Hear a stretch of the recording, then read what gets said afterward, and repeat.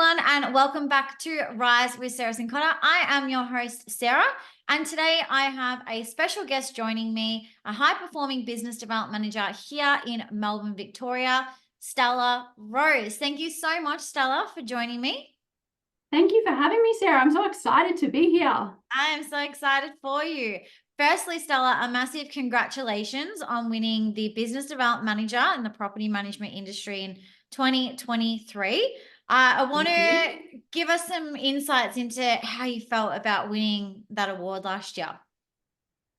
Oh, I'm still like catching up with those emotions, to be honest. It was very unexpected, but honestly, the main word I could give is just proud. I think for me, over the last 12 to 13 years of my career, my adult life is just, if you asked me 10 years ago, would I be there in that moment? And I would have said no.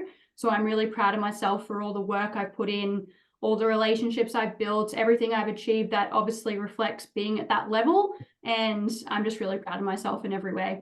Amazing. I love that. So Stella, for those that don't know who you are, who is Stella Rose? Who is Stella Rose? She is a larger than life personality at times. I'm a bit goofy, a bit dorky. I'm a very passionate dog mum. I love my CrossFit, my health and fitness. I'm very big on self-development and, mental well-being and mindfulness and things like that. And I love my family. I love my friends, and yeah, I just love bettering myself every single day. I love that, Stella. And I'm fortunate enough that I've been able to get to know you personally and professionally over the last couple of years. And it's been so amazing to watch your growth because I know, the ins and outs. So Stella, tell us about your journey. So how did you first start in real estate? Sure. Well, I'll go back to even like a long, long time ago when I was a little Stella. It all started, so a bit of a story is my dad was a traveling lawyer. We lived in North Queensland, but we moved all over the place all the time. So as a little kid, moving from house to house, I became a little bit obsessed with like houses and real estate. And I would like show my dad through the property as like a mini real estate agent and fell in love with property way back then. And then as I got older, I got really obsessed with like reading the newspapers, looking at houses as I got older, and was very academic in school and thought I wanted to follow in my dad's footsteps in terms of law and business. And he introduced me to one of his really good friends who was a real estate agent when I was about 16 or 17, and was like, maybe that's the perfect integration of what I want to do as a career, as it's very business minded, but it's also very people orientated. You get to be solutions focused and help people. And that was sort of how it all began. And then when I was 18, I was very lucky to meet a beautiful couple who ran an excellent real estate business within Townsville, where I grew up. And they took me in and basically let me start off in sort of in a traineeship, apprenticeship kind of role. And that's where I got started. So I started out just doing, like leasing and property management, and then really got to see every single side to running a property management business. And that made me fall in love with everything about it. So I really got to work up all the way from doing reception work, property management, business development, leasing, and here I am today. Yeah. And Stella, I love that you shared that story on it wasn't just one day you're like, oh, okay, I'm just going to do real estate. You were exposed to real estate and I guess had a bit of a passion for it by the sounds of it when you were a young Stella, which is very exciting. And I want to then ask you, what was then the pivotal moment that you went, okay, I love property management, but I really want to do business development? For sure. There definitely was that pivotal moment for me in my career. I did a good 10 years as a property manager, and, the setup in our office that we did back in Townsville was we were very pod based. So I got to explore every single task involved with property management. And yes, I loved it. And I'm completely thankful for that experience because it has made me into the business development manager I am today. But there was always something for me, and this isn't to discredit property managers at all, it's a fantastic job, but there was something for me missing in relation to sort of that competitive chase sort of mentality that I have. And I expressed that to my directors at the time and said, I love this side of things, but I kind of want that little bit of an edge. I want to do that little bit more. That's a bit more suited to my personality and how I'm so goal orientated and a bit hungry. And they said, well, why don't you start working with our current business development manager at the time? And we started working as a bit of a team, which was a really good setup for us. And that for me was just the eye opener. Once that door opened for me, I was like, this is what I'm passionate about. This is what I want to do. And I've never looked back since that moment. Yep. So how long have you been a full-time business development manager for now, Stella? It's just coming up to 3 years. So I obviously made the shift as well from Queensland in a very different type of culture and setting. So now I'm down in Melbourne, like you said, in the southeast part of Melbourne. So I've been in that area for just under 3 years. And yeah, it's been a complete difference, but a complete eye-opener, and being plopped into a brand new location with different cultures and different languages and in an area that you don't know. And it's been a complete challenge, but I love it. And I love the area I work in, and there's just so much opportunity there to keep growing as well. Absolutely. And let's talk about the challenge, Stella, because you mentioned it, challenge. It's you weren't initially from Melbourne, so you had to come to Melbourne, learn new business, new team, I guess, systems and processes of another company, different leaders. So how did you combat those challenges? What were the things that you did, if you can remember that far back? Of course. Again, I'll kind of go through a bit of story, a bit of a background of what our business is doing or has done, and like where the inception was. So when I first came on board with my current agency, it's run by a beautiful husband and wife team, and I really resonate with smaller boutique style community agents rather than the bigger brands. That's what I've always worked in and what I'm passionate about. So when I started, they were looking to start a property management leg of their business. So they were your typical sales agents, very successful, but unlike most sales directors, they are really looking for that bridge between sales and property management and serving their customers holistically on both sides. So when I started, it was basically there was no rent roll, there was no systems, there was no procedures, there was nothing. It was just, can you come in and build this for us and do what you have to do? So, and let's also add that I was in a new area, in a new business, new directors, like everything you mentioned. So it was kind of like every challenge you could imagine was just thrust upon me. But I'm that kind of person that's like, hell yeah, let's do it. And I relied on every single thing I've learned over the last 12 years to sort of help me build from scratch. So I guess the challenges were, yes, the fact that we were starting from scratch. So we had to completely build a whole client base. We had to build all of our systems, all our procedures, and our rent roll from zero. And for me, the biggest challenge was not knowing the area and not knowing the clientele, like the demographic there. But obviously that was something that from week one, I dove straight into that and learnt it. And from there, it was all about building connections, understanding what the external and internal beliefs of our client base were, understanding relationships, what they want, what the needs are of our clients, and also, just building connections, with other agents, with other strategic partnerships. And that's pretty much how I've found the success that I have today. It's just that I'm a connector, I'm a networker. I love genuinely connecting with people, and that's what I've relied on to build us where we are today. And then from there, we've been able to manage to build a fantastic team of property managers, and I'm very lucky. So yeah. Fantastic, Stella. And yes, you are lucky. However, they're also very lucky to have you, because you came in at a time for them as well, where they obviously had a vision and got you involved in the business and took you along that journey. And it is such an amazing business. And I've known Paul and Gina for many, many years before they even had the property management arm. Paul and I used to have a chat, and I know that you've been such a great asset. But I want to ask you, Stella, because a lot of BDMs, they say, I love the chase, right? However, I know you're in a position now where you don't have to chase as much, and you're very much an attraction agent, and you are getting those referrals. So do you still love the chase, or has that shifted your perception of the BDM and that chase mentality? I would definitely say it has shifted. It's still there. It's still very much part of who I am. However, now, yes, you're actually right. As the success has built and the momentum has built as well, my focus has more shifted to consistency and reputation and client perception of our business.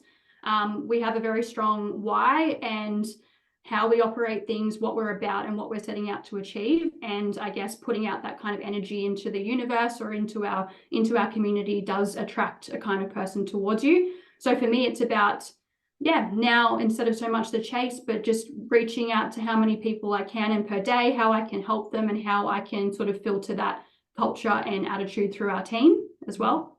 Great, Yeah. great perspective, Stella. I love that. You mentioned that you are a connector and you love connecting with people, and a majority of BDMs will say, yes, I love being a BDM because I love helping people and meeting people and connecting with people. So I would like to know from you, Stella, from having, been so passionate about being a connector and connections, how do you really foster that long-term partnerships with your clients? For sure. So do you mean like with my landlord clients or our yeah, for sure. For me, it is, so it goes back to my why. Like, why do I do this? Why do people own investment properties? I think that's all really important. At the end of the day, I think we really, for a long time there, the industry wasn't very humanized. I don't think we realized every day we were dealing with everyday people, mums and dads, people doing it tough out there.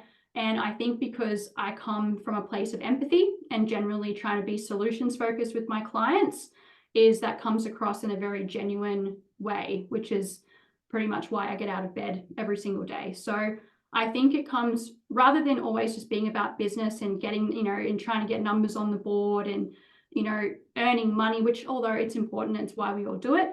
But I think when I come from that place of I genuinely care about these people, I want to get to know them. I'm so passionate about, not just having such a tick the box approach every day when I meet people. I genuinely want to identify what makes them tick, what their goals are, what their family dynamic is, what pains them, what hurts them, what makes them get out of bed every day too, and trying to mold that to them.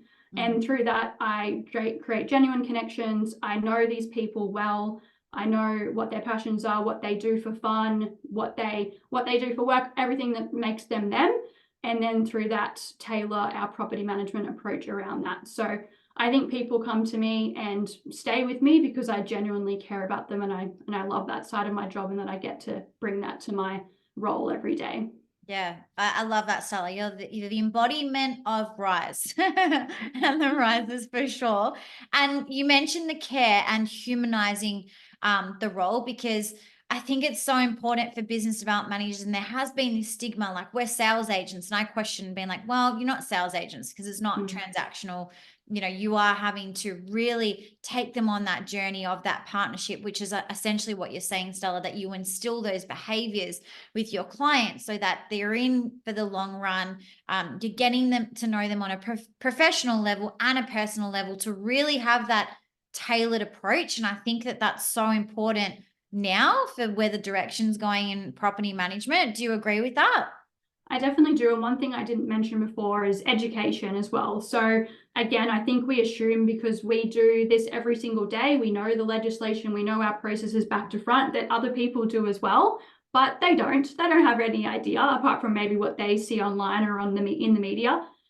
So for me, education is a big piece of connecting with people too, because I feel that way they feel more comfortable with you, they trust you. That gives you an opportunity to showcase your knowledge and your passion as well, but it does break down those barriers and also shows that you care, because you're going out of your way to really explain and educate and show them why all of these things are important, why it benefits them, why it benefits their property as well. So yeah, I think once you embody all that empathy and education and care, then you'll foster some incredible long-term client relationships that will follow you for the journey of their property ownership, really.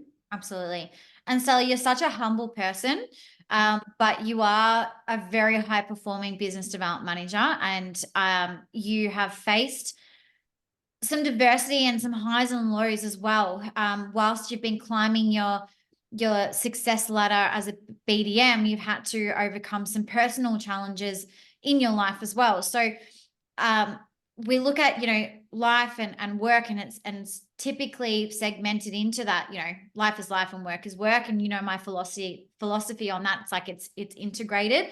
So how, if something's happening in your personal life, how do you ensure that that doesn't impact the way that you show up at work or your discussions with your clients? How do you deal with that, Stella? I'm really glad you brought this up, because when I was, getting ready for this conversation with you, that was something that I kept coming back to, about what's my why and why I think I've been so successful. Because like you mentioned, I've probably been through the hardest times of my life, whilst I've been in this role for the last 2 and a bit years. And yeah, I've had to have some really hard conversations with myself, hold myself accountable, and really work through some stuff to make sure I can still be the best in my role and not let anyone down.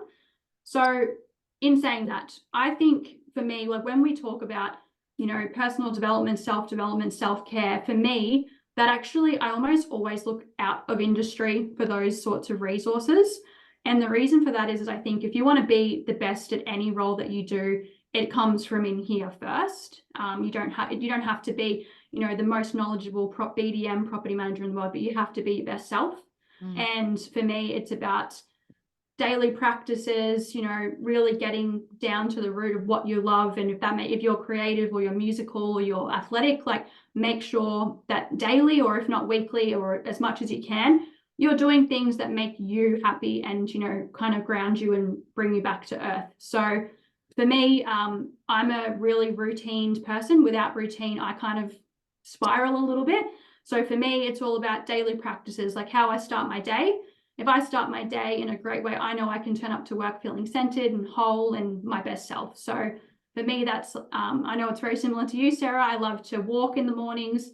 I love to spend time with my dog. I like to journal. I like to make sure I have, my coffee in peace and my breakfast, and just take that 5-10 minutes just to be calm, so that I can then get prepared for my day.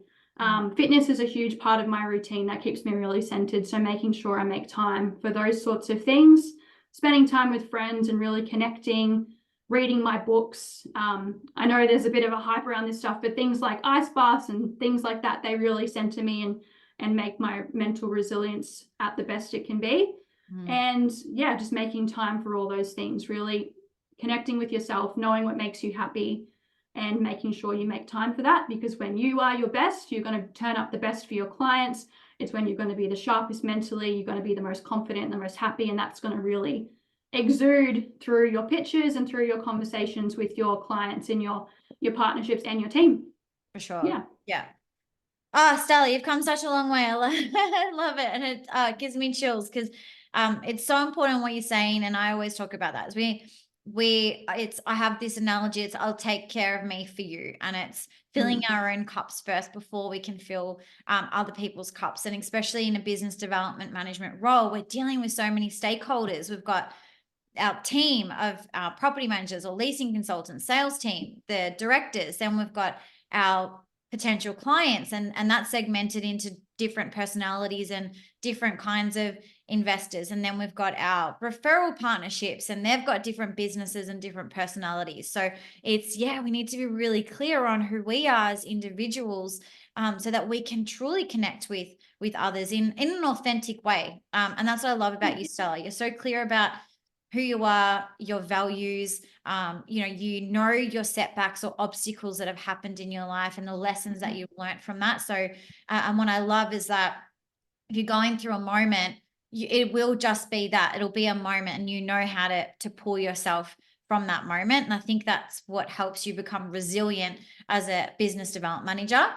But I would love to ask you, Stella, what do you think are some key skills for any BDMs listening, if they aspire to be a high-performing business development manager or a successful business development manager? And we're not going to pigeonhole that, because success looks different to other people, and being a high performer looks different to other people. But what do you think the top skills are that a BDM should embody? I think the top skills that any BDM, like you said, success will vary for anyone, but you need to be good at connecting with people. You need to have that drive to connect with others. I think in this role, a lot of people have the perception that we're lone wolves or lone rangers, right? And that we best work alone, and we're a team of one. But I think since meeting you, Sarah, doing your program and learning from that experience, is that the more you're connecting with people, and I don't mean just people like strategic partners is where you can grow your business, but meet other people in your industry, bounce ideas off them, you know, I've been the most successful in my role the more I've collaborated with others. And that's just because, you know, I have my strength, but so do many other people. There's so much that you can learn. So don't limit yourself to thinking that you are alone or that you're only, you know, capable of your own resources. Reach out to people, get to know each other, and trust me, the collaboration will make you so much more successful. I think you have to be regimented, you have to be organized, you've got to have really good time management. I think, again, you have to know your why. Like, you need to know why you want to do this. Really sit down, write it out, think about it, and then that will lead you to a bunch of skills and tasks that you need to complete. You need to have good accountability. You need to be able to pick up the phone. You need to be fearless, confident, and obviously all those things come with time and practice. But you also need to have, I think, like, I guess we can break it down to, like, you need to be a good negotiator, you need to be good with people. But I think for me, it comes from a larger place. Like, really go back to your why, figure out who you are, why you do this and what you want, and then the rest will fall into place. And make sure you've got a really good mentor. You're always reading, learning, listening to podcasts, whatever skills you can pull from other people. There's so much information out there. Be a sponge. That's probably the best advice I could give. Is be a sponge, take it all in, and then apply as much as you can or want to. But just, don't think that you're on your own and that, you know, it has to be done how it's always done. Learn, change, adapt, and grow, and connect with people. Yeah. Oh, so many skills there, right? And some people may be like, oh my God, that's so much. But it's like, it's one thing at a time. And like you said, it's practice. And it's before we can show up, we need to be clear on, you know, our purpose and our why and what we love about being in the industry. And you do all of those things, Stella. So I would like to, before we wrap up today, what is a piece of advice that you suggest and you have mentioned a couple of them, but really your biggest piece of advice for any business development managers with their personal development and how that can assist them in their professional development? For sure. I think I would go back to what I mentioned before, and it's about connecting with others. That's been the most pivotal change for myself in the last 12 months is, don't think that you're alone out there. You know, there's so many people in the world and in our industry that want to give back and have so much to offer, not just from a professional standpoint, but personal as well. Whether that's if you're you're feeling a bit stuck and you don't know where to go next, you know, maybe just having a coffee with someone, sitting down and them giving you that perspective of maybe they've been in that position before as well and how you can overcome it is, just remember you're not alone. You know, reach out to people, connect. Some people I've met in this industry, including yourself, like, are now some of my bestest friends, but they're so successful and they have so much to offer, both personally, professionally. And not only have they made me better in my role, but they've made me a better person as well.